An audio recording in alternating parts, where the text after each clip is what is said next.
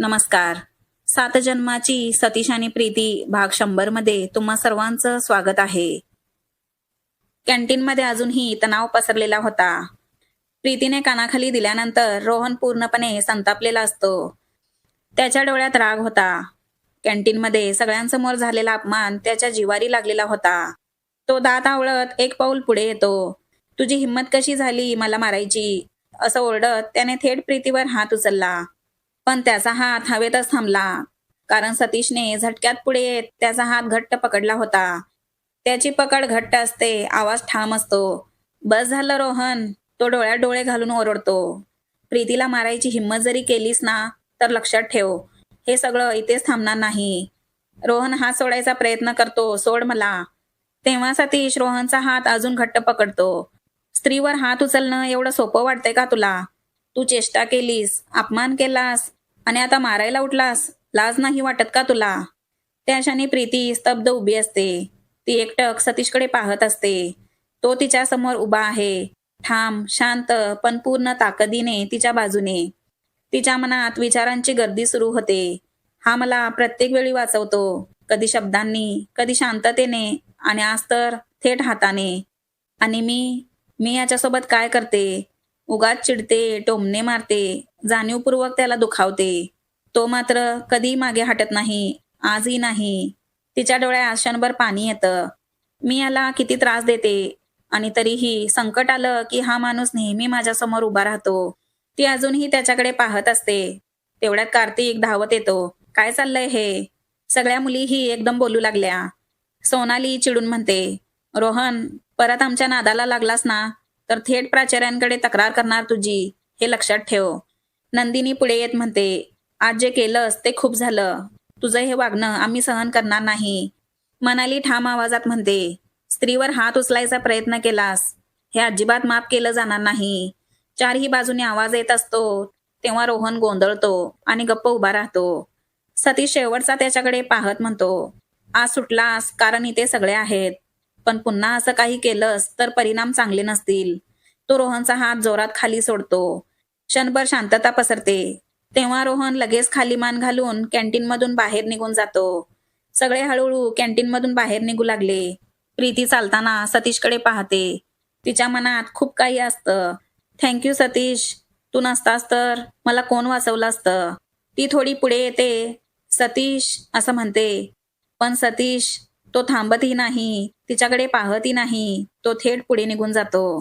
प्रीती तिथेच थांबते. शब्द ओठांवर येऊन थांबतात. तिच्या डोळ्यात आभार आणि मनात एक हलकीशी वेदना असते. तेवढ्यात नीता तिच्या जवळ येत हलक्या आवाजात म्हणते, चल प्रीती, आता घरी जाऊया. प्रीती शांतपणे मान हलवते. सगळे आपापल्या घरी निघून गेले, पण सगळ्यांच्या मनात तो कॅन्टीनमधला प्रसंग घोळत होता. घरी आल्यानंतर प्रीती शांतपणे सोफ्यावर बसून राहिली. नीता थोडा वेळ तिला तसंच बघत होती. मग हलक्या आवाजात म्हणाली, प्रीती, चल आधी जेवून घे. तेव्हा प्रीतीने काहीच उत्तर दिलं नाही.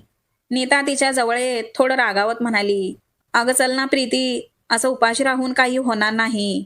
जे झालं ते विसरायचा प्रयत्न कर प्रीती, कारण सगळं विसरून पुढे जाणं यालाच आयुष्य म्हणतात. प्रीतीने तिच्याकडे पाहिलं. तिच्या डोळ्यात अजूनही अस्वस्थता होती, पण नीताच्या शब्दांमध्ये काळजी होती. दोघी डायनिंग टेबलवर बसल्या. ताटात जेवण असतं, पण भूक मात्र कुणालाच नसते. जेवण झाल्यानंतर प्रीती आपल्या रूममध्ये एकटी बसली होती. तेव्हा खिडकीतून येणारा वारा आणि तिच्या मनात चाललेले विचार दोन्ही एकमेकांशी स्पर्धा करत होते. हे सगळं आठवत असतानाच अचानक तिच्या मनात एक विचार चमकून गेला. सतीश बरोबर होता. ती हलके डोळे मिटते आणि स्वतःशीच पुटपुटते, हो, सतीश जे रोहनबद्दल बोलत होता ते अगदी खरं होतं. पण तेव्हा मीच त्याचं ऐकलं नाही, उलट मी त्याच्यावर चिडले. तेव्हा तिच्या चेहऱ्यावर पश्चाताप उमटतो. रोहनसारख्या मुलाने माझ्याबद्दल काय बोललं, याचा लोक काय विचार करतील, या सगळ्या गोष्टींचा मी इतका विचार केला. आणि जेव्हा सतीशने मला विचारलं की तुझं माझ्यावर प्रेम आहे का, तेव्हा माझ्या मनात सगळं असतानाही मी त्याला नकार दिला. क्षणभर तिचा आवाज थरथरतो, पण आता नाही.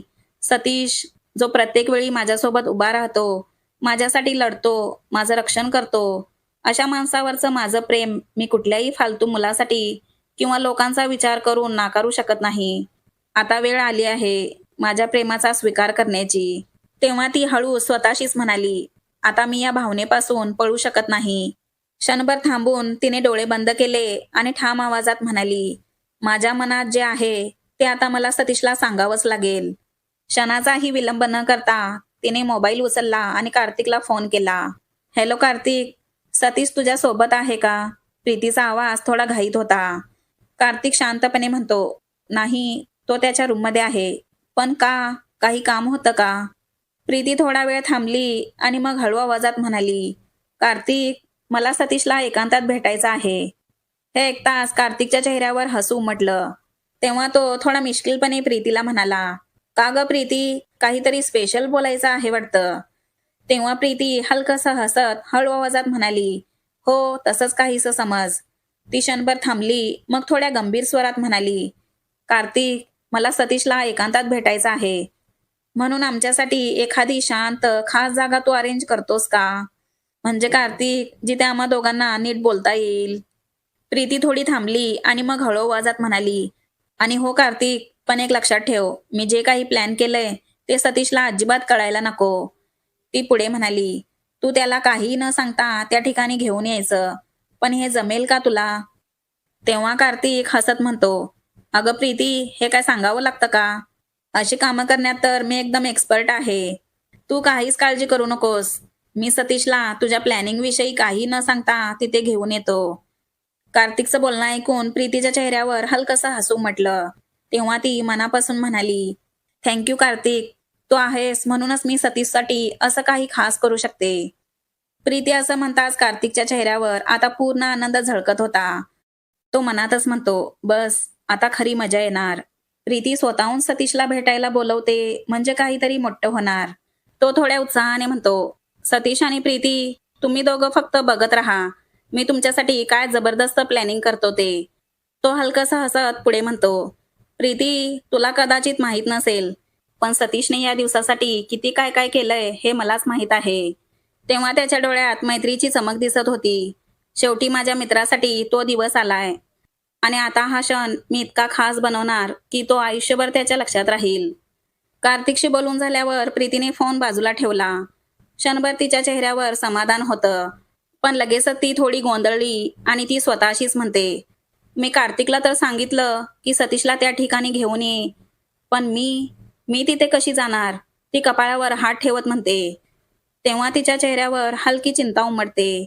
नीताला काय सांगायचं आणि घरातून कसं बाहेर पडायचं? ती थोडा वेळ विचारात पडते. काहीतरी कारण सांगावं लागेल, पण काय सांगावं? प्रीती सतीशला कसं प्रपोज करेल याच्यासाठी तुम्ही किती एक्सायटेड आहात हे मला कमेंट करून सांगा. आणि पुढचा एपिसोड मिस होऊ नये म्हणून चॅनलला पटकन सबस्क्राईब करा.